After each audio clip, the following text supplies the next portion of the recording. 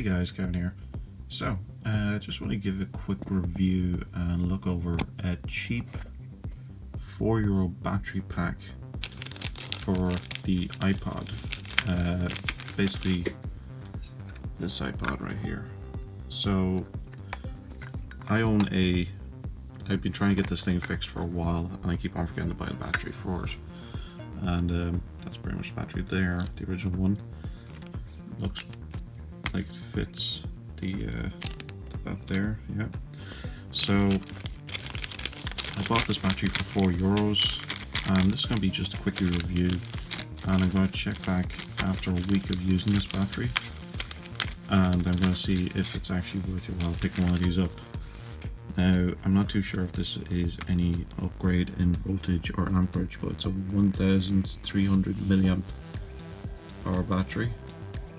It's 3.7 volts, and yeah, it should do the job for what I needed to do. And it only cost me €4, and that's free postage as well. So yeah, it's the cheaper of batteries. And what I'm going to do is try and open this in front of you without needing to jump it. So it does come with a little bit of spludgers, some spludgers, plastic ones. They don't feel too cheap actually, but the ends always fall off these things, so I do anyway. So that's why I use this thing. So that's what I actually use to open this. So if I pop this battery out, it seems to be a little bit more squared off than the original battery. No sticky stuff on it, which is okay, I guess. I'm not too sure. I think I might actually have to put some double-sided tape on this to get the stick down, just in case. But I'm going to install this battery, and I'm going to check back in a week. So and I'm going to see if this battery does the job, and see if these €4 battery packs are actually worth the money, or actually worth going back and fixing your old iPod. And it's not that it keeps on dying randomly, so it does at 100%, so that's definitely a battery issue. So I'm going to fit this in, and I'll be back in 2 seconds. So I'm just going to record the process here, and let's crack this thing open.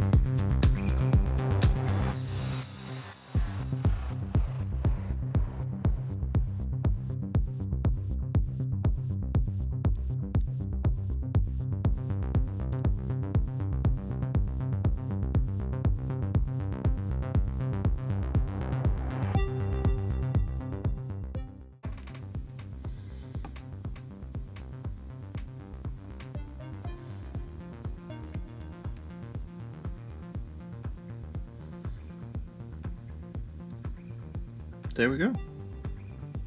Battery's pretty dead, but it's working. Trying to find an old 30-pin lead. Luckily enough, I had the security lead just hanging around my room, so yeah, let's plug her in and charge her up.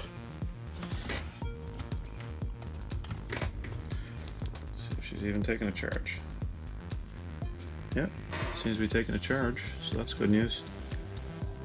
And she's making noises. So it seems this was a success story, seemingly. I'm going to play with this for a week. Hey guys, so this is 2 years into the future, and the iPod is now taking a charge. And yes, it has been 2 years, and I haven't really had a chance to look at this iPod since.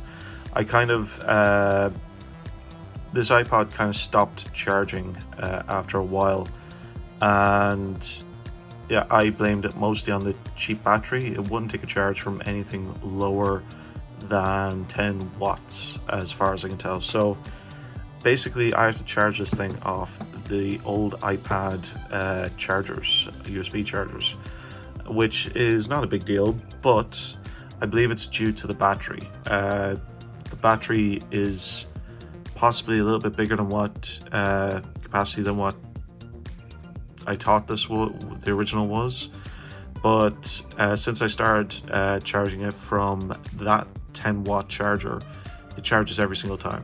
So keep that in mind. I've had this going for about a week now, and the battery, I only had to charge it today, so a week's worth of battery life from a cheap 4-year-old battery. That's pretty much the outcome of this experiment, and the iPod works perfectly, so it does. So that pretty much ends the saga of the iPod 2 years later. Thanks very much for watching, guys, and if you did find the video useful or any help in what you were doing with your iPod, please leave a like, subscribe, and do whatever you need to do. Thanks very much, guys. Bye.